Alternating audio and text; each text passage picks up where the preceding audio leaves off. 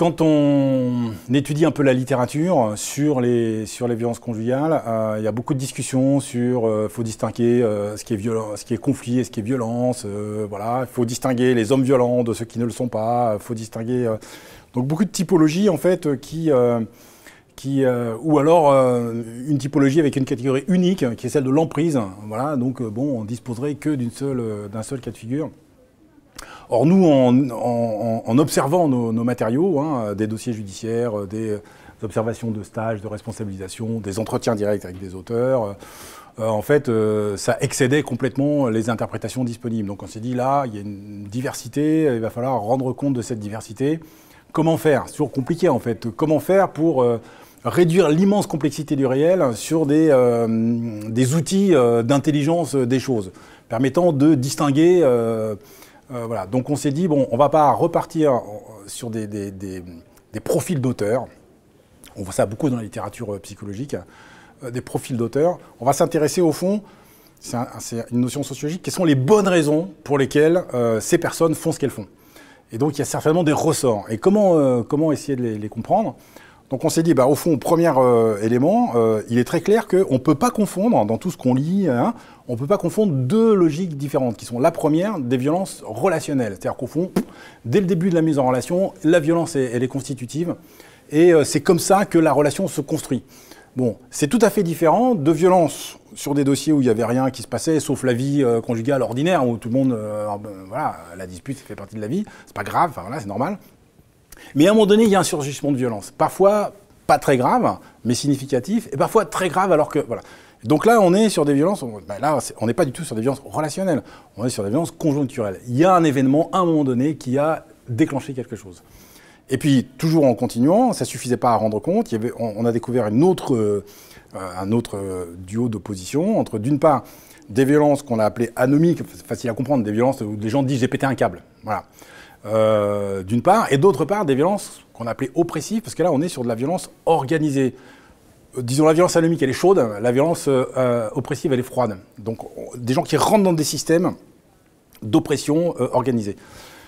Donc, on avait deux coupes d'opposition, violence relationnelle, violence conjoncturelle, violence oppressive, violence... voilà. Et donc, si on met ça sur un tableau à double entrée, ça nous donne 4 cas. Et donc, au fond, si ce tableau est bien construit, il va nous donner, nous permettre de comprendre des ressorts de formes de violence qui sont à la fois spécifiques et différenciées. Ce qui va nous permettre, au fond, de travailler sur ces ressorts de manière différenciée, de sorte qu'on ne va pas pouvoir rabattre l'ensemble des violences masculines contre partenaires intimes sur une seule logique d'action.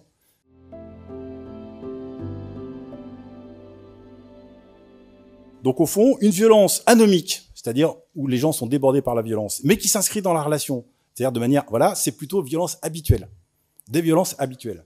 Donc souvent, quand on est dans les milieux désaffiliés, comme l'a dit Christophe, c'est des personnes qui vivent dans une économie générale de la violence. Et on ne peut pas distinguer, on ne peut pas séparer les violences contre partenaires intimes de l'ensemble des dimensions violentes de leur existence, que ça soit sociale, leur trajectoire familiale, biographique, que ce soit, etc. Donc on est sur des formes de vie... alors pour le coup souvent très chaotique, et où la violence contre partenaire intime, encore une fois, n'est pas dissociable de cette économie générale d'une vie chaotique et violente. Par contre, dans les classes moyennes, c'est tout à fait différent. On retrouve aussi cette forme de violence habituelle, mais c'est des gens qui sont souvent, et l'usage de l'alcool, d'ailleurs à des usages festifs, souvent vient là et laisse déborder des formes de rancœur ou de reproches ou de etc. Qui dans la nature même de la relation conduit à ce qu'à un moment donné il y ait une irruption de violence. Donc nos violences habituelles, violences anomiques relationnelles. Voilà, donc je l'ai dit tout à l'heure, la notion d'anomie, c'est qu'on est sur des pulsions, des émotions non contrôlées. Alors avec ou sans addiction, ça aide pas. Voilà. Donc un rapport au monde qui s'inscrit dans l'économie générale de la violence, voilà, j'ai dit, souvent subi aussi. Mais ça, c'est très documenté. Les personnes qui ont des trajectoires biographiques eux-mêmes en tant qu'enfants ayant vécu dans des contextes familiaux où il y avait la violence, etc. Donc maintenant, vous savez, les enfants sont victimes. Enfin bon, bref.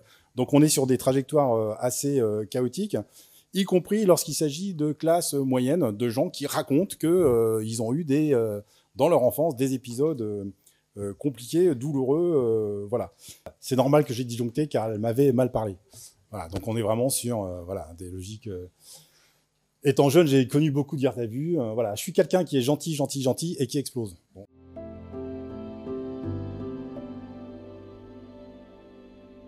Si on reste sur les violences anomiques, c'est-à-dire des violences non contrôlées, subites, qui surgissent et qui saisissent les gens, il y a des violences, cette fois non plus relationnelles, mais conjoncturelles.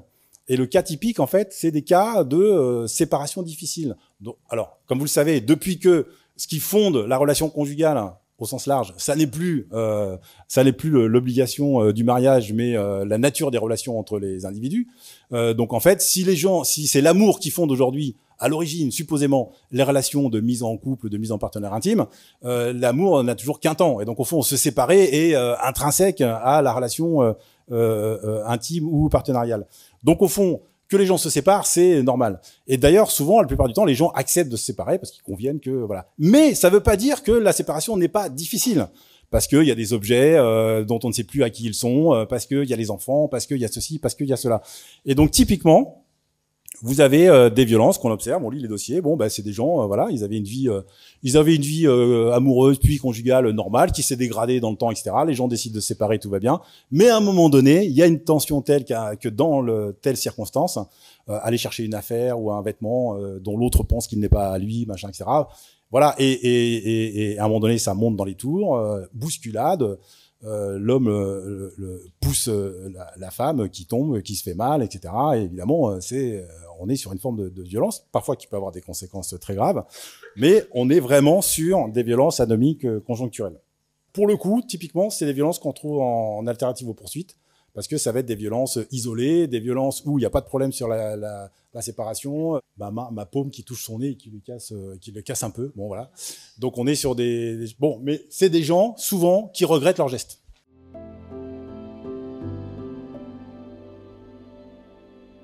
Donc la troisième forme, c'est classique, hein. On est sur des violences qui sont relationnelles, qui sont liées à la relation, hein. C'est des gens qui peuvent être charmants par ailleurs, hein, y compris avec les autres femmes.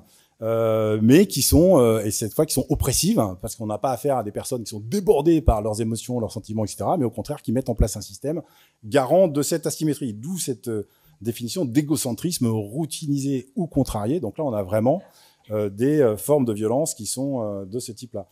Alors, emprise, ça c'est plus classique.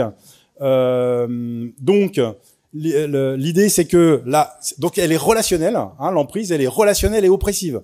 C'est-à-dire qu'on a des masculinités, au fond, qui se situent d'emblée dans la nature de leur relation, qui situent l'asymétrie. Alors, c'est lié à des effets de socialisation, c'est lié à des attentes, c'est lié à etc. C'est lié aussi à ce que j'ai dit de l'égocentrisme, disons, légitime de la part des garçons. Sauf que cet égocentrisme légitime, ces attentes, ces formes de socialisation et d'identité rigide vont être contrariées en permanence. Parce que aujourd'hui, voilà, il y a plein de raisons qui font que on ne vit plus dans un monde patriarcal, et donc c'est ça qui va au fond générer des formes de contrôle, hein, de coercition et de recours à la violence physique dès lors qu'il s'agira de mettre fin à des tentatives de résistance. Bon, on va passer, voilà. Alors évidemment, la cause est toujours imputée à la victime, hein. Donc elle est trop jalouse, comme elle est enceinte, elle est trop nerveuse, hein, voilà. Voilà. Et puis un policier originaire des Dom-Tom qui s'était construit une figure de toute puissance, etc. Et en fait reproduisait dans son foyer cette idée de ce que c'était qu'un homme un vrai, un policier un vrai, etc. Et donc avec des formes de violence typiques.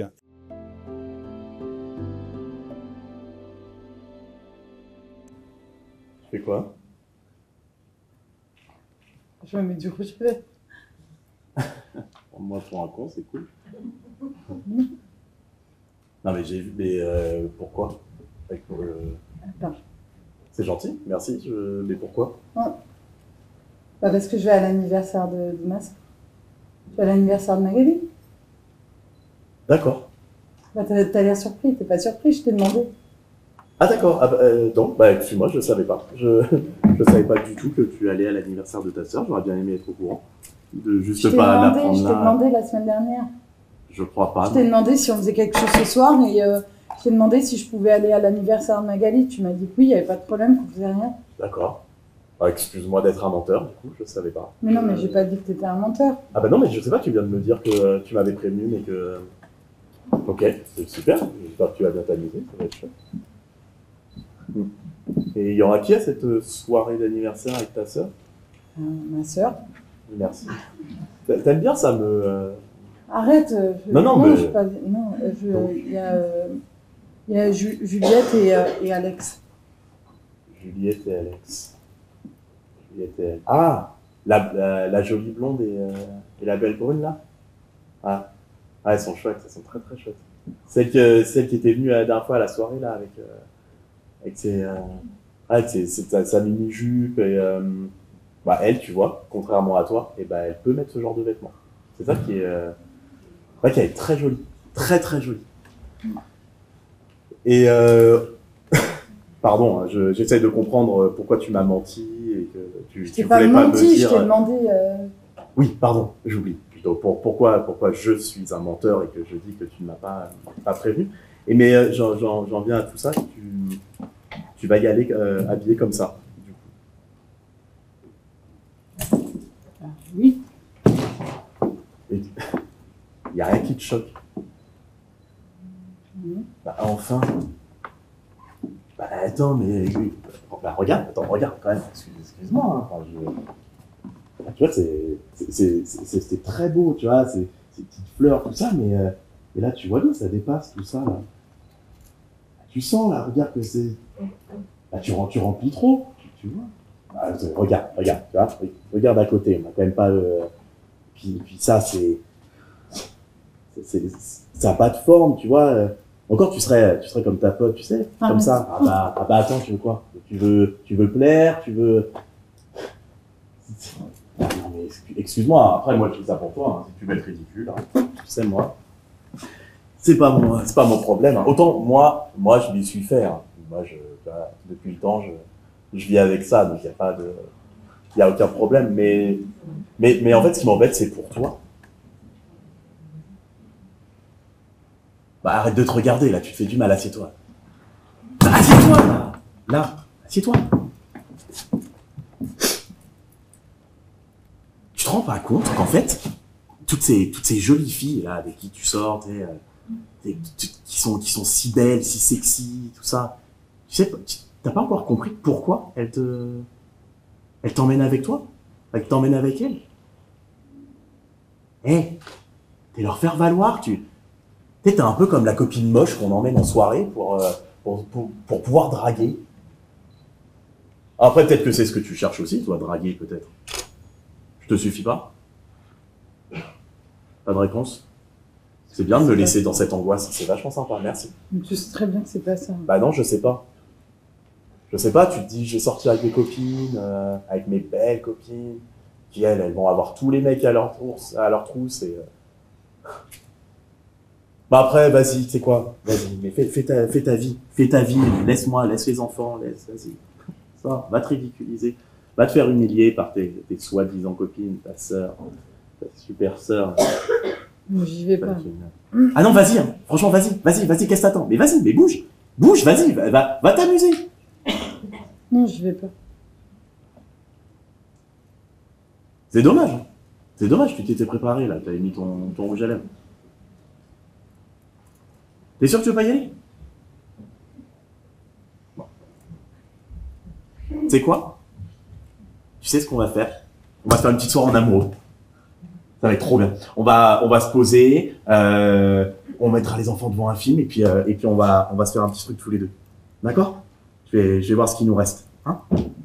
Et puis ça va être chouette. Et je sais, il me reste un petit fond de chardonnay. Je nous sers ça, d'accord? J'arrive, hein, tu bouges pas. Ça va être génial, ça va être super.